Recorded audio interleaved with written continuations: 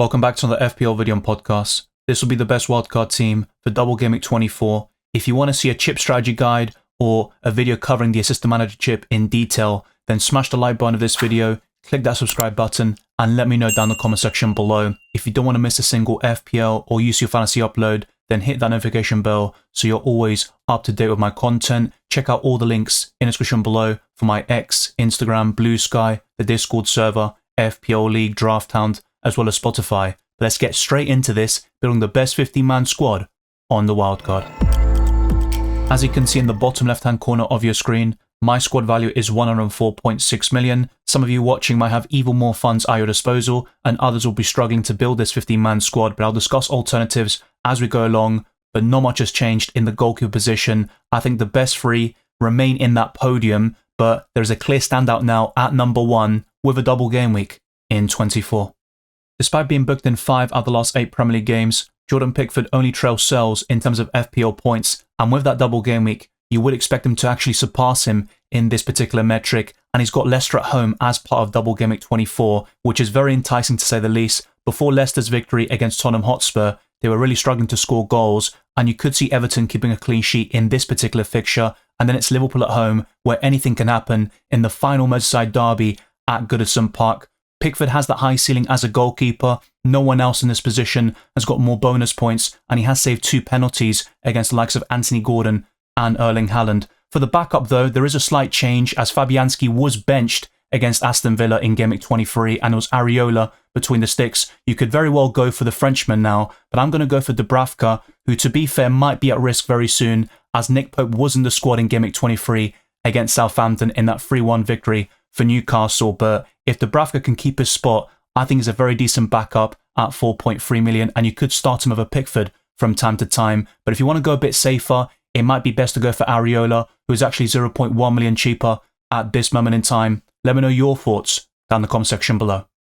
The best defender in Double Game Week 24 is Trent Alexander-Arnold. He's got that high ceiling, and he has returned in the last 2 Premier League games. He played terrifically well against Ipswich Town, and on another day, it could have been a massive fall. We're talking about 15 to 20 points, as Liverpool was so close to keeping a clean sheet, and Trent hit the crossbar as well. He got that assist for Cody Gakpo. His deliveries from open play and set pieces are simply sensational. Bournemouth and Everton isn't the easiest double for Liverpool though, and you could see them dropping points in one of those matches, or at least conceding in one of those games, but I still think Trent is worth the investment for the next couple of weeks. I think later in the season you might want to downgrade him and spread the funds around, but for this moment in time, I think Trent is a great investment, and I'd highly recommend him for Double Game Week 24 if you've got the funds. But the likes of Konate and Van Dijk are still great options, and I do cover the best Liverpool and Everton assets for Double Game Week 24 in my transfers video, so be sure to check that out if you haven't already. And it's worth mentioning that the likes of Trent, Konate, Van Dijk,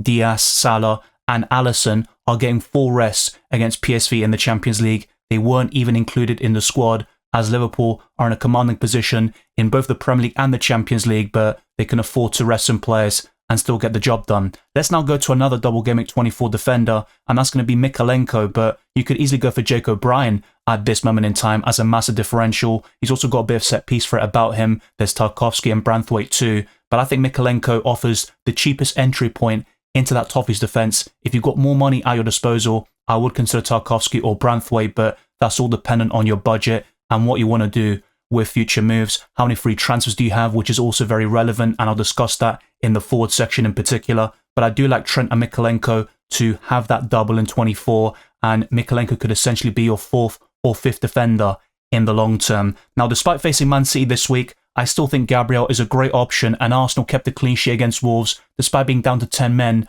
for most of the game. Then the playing field was almost levelled, you could say, with João Gomez being sent off, and Arsenal capitalised shortly afterwards through Calafiori, and Gabriel got a bonus point to deliver 7 overall in that 1-0 victory. And I just think Arsenal will keep a lot of clean sheets from now until the end of the season. That's the best hope of winning matches, because they aren't going to score many goals, especially if they don't sign a striker or a forward in the next couple of days, and I just don't see that happening. Arsenal have left it very late, as they usually do in the transfer window. But let's go to the other defenders in this setup here, and it's going to be interesting because the likes of Lewis Hall and all these other options like Robinson aren't going to feature in this video, but instead I would invest in a Bournemouth asset like Howson or Kerkez, and I would go for the Hungarian left-back if you've got the funds available. Otherwise, I definitely don't mind Howson. He's got that set-piece threat, and some of the opponents coming up, like Tottenham Hotspur, are very vulnerable from set-pieces, and you could see Howson scoring against them yet again, and Bournemouth are in terrific form at the moment, and ever since Howson's come into the team, Bournemouth are unbeaten, so it goes to show what a top prospect he is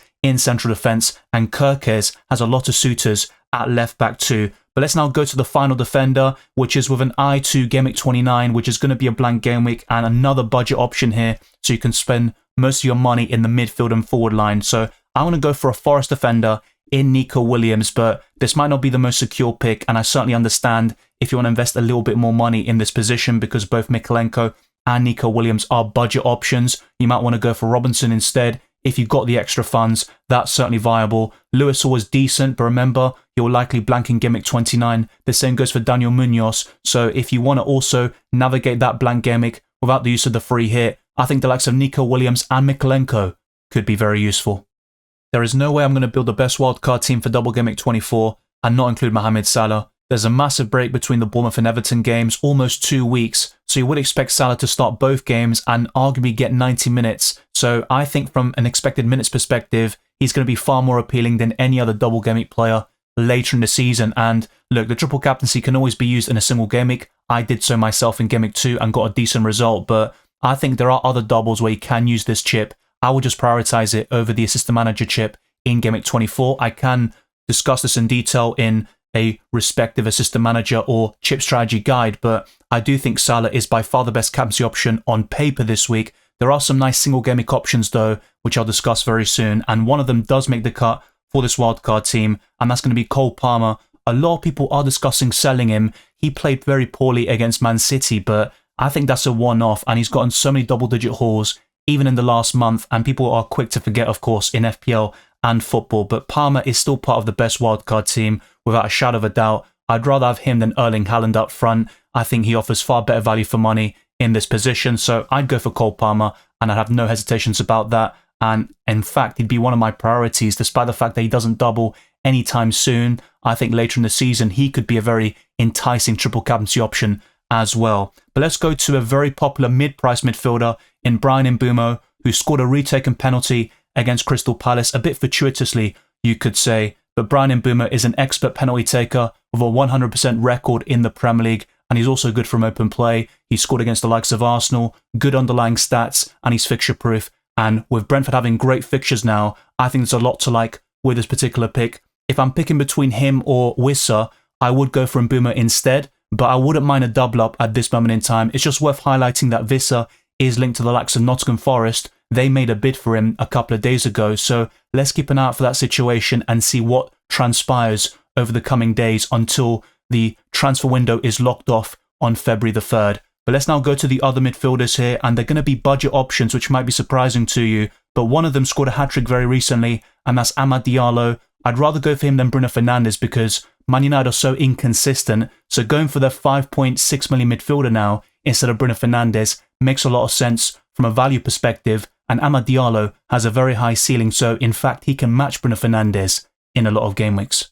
Let's also not forget other budget midfielders like Morgan Rogers. He might not be the most enticing long-term with Aston Villa's fixtures, but over the next two, I wouldn't mind a short-term punt on Morgan Rogers. I think he'll do very well against the likes of Ipswich Town or Wolves away coming up next, and then you can make the switch to an Amad Diallo or another budget midfielder depending on the amount of transfers you have available. You don't want to book too many transfers in for future game weeks, but I think the priority would be Bournemouth assets in this position. Danga Ouattara, Semenyo, and my favourite is Justin Kluivert, who's on penalties with 2 hat-tricks this season, and he's showing more open play threat in the last couple of matches. He had so much space against Nottingham Forest for that opening goal, but he showed so much tenacity, great dribbling ability, and he almost scored a wonder goal, which was disallowed in the end. So I think Kluivert is just in the form of his life. He's only getting better and better, and I think this midfield 5 looks very solid, not just for Double Gameweek 24, but also in the long term.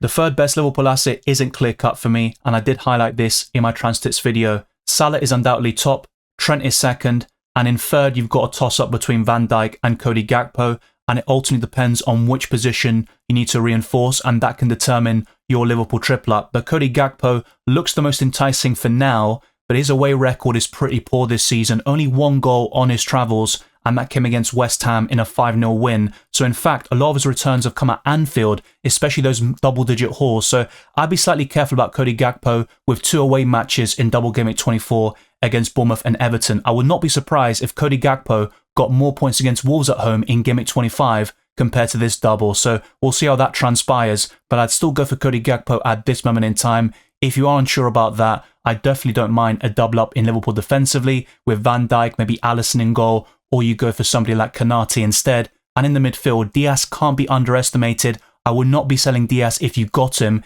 He's got that very high ceiling, and it might be him who pops up with the goals instead of Cody Gakpo in Double Gameweek 24. But let's go to another doubler in 24, and that's going to be Ndiaye, who looks like a particular standout at this price point all of a sudden, with returns in back-to-back games, but it's only 5 goals this season. But under David Moyes, he has looked even more clinical and consistent. Let's see if he can continue this for that double, and that Leicester at home game is going to be very enticing. Then anything he gets against Liverpool is going to be a bonus, and you could start him in matches like Crystal Palace away and Man United at home shortly afterwards. But I do like Ndiaye for now. I definitely think he's an upgrade on Calvert-Lewin, who is injured and he's likely going to miss the next couple of weeks. So if you got Calvert-Lewin, you might want to make this switch. It's very simple on paper. Ndiaye went up in price finally overnight to 5.5 million, but I was very hesitant on Everton assets in general, especially in the midfield and forward line, because there's a lot of uncertainties and inconsistencies from these assets. But Ndiaye might be the best of a bad bunch, and if you are in the market for a budget striker, I think Ndiaye is a reasonable purchase, but I wouldn't be going out of my way to make that switch. But finally, the best forward in the game still, in my opinion, is going to be arguably the best striker in Europe on current form, and that's Isak, who scored a brace against Southampton. He outscored Salah once again, so those that went there with a captaincy, fair play, and he's got some decent fixtures overall from an attacking perspective, but they certainly don't look as appealing as the recent matches, and I wouldn't be surprised if Newcastle drop off a little bit.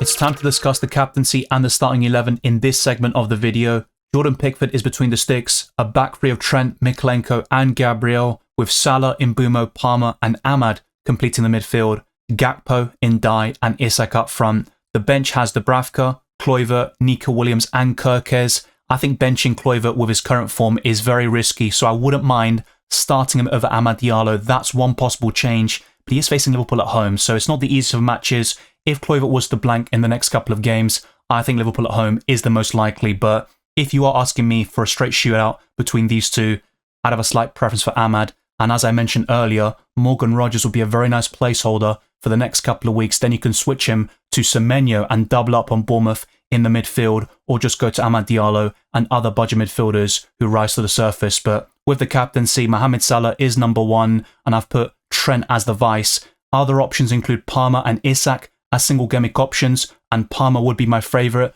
I did highlight the top 10 captains in my Transfits video, and there'll be a definitive list in the deadline stream. Your feedback is always appreciated, so if you've got any suggestions for the best wildcard team, any other players that haven't been covered, I'm all ears. And Drafthound have their own version with Pickford in goal, Alexander-Arnold, Tarkowski and Lewis Hall, Salah, Mbeumo, Foden, Ahmad and Kluivert, Gakpo and Isak up front, and a bench of Dubravka, Chris Wood, Gabriel and Mark Gay. So it's very similar to what I've actually constructed, but the key changes are Mark Gay, who I don't really recommend to be honest, but I don't think he's a terrible option. Chris Wood though is still viable, especially with an eye to blank Gameweek 29 where he faces Ipswich Town away from home, and Phil Foden with the form he's in, I certainly wouldn't mind him as a punt if you've got the funds. And Lewis Hall has been brilliant for the last 10 gameweeks, but there has been a slight drop off in the last couple of matches, and I think the time has passed with Lewis Hall. Personally, I don't think he's terrible. If you've got a lot of value tied up in him, I'd be looking to hold on to him, but if you invested in late and you're not going to lose too much in terms of budget, I wouldn't even mind selling him to the likes of Mykolenko to target Double Gameweek 24, but in the grand scheme of things, Lewis Hall is still the superior FPL option. So that's what Drafthound have recommended. There is a link in the description below if you want to sign up for as little as £2 per week, and a lot of you have used my link and talked about how useful this website is. It's very intuitive and there's so many different tools. My personal favourite is the player rankings. But thank you very much for watching this video and listening to this podcast. If you enjoyed it or found it useful, then be sure to smash the like button and subscribe if you're new. Our aim is to get this to a 200 likes and to keep on pushing towards new goals like 32 subscribers. Follow me on X, Instagram, and Blue Sky, and check all the other links in the description below for my Patreon and the championships, for early access to my videos, amongst many other perks. The Discord server, FPL League, Drafthound, as well as Spotify are also in the description. I wish you all the best of luck for Double Gameweek 24 and the rest of the season. If you want to see a chip strategy or a system manager chip guide, then let me know down in the comment section below.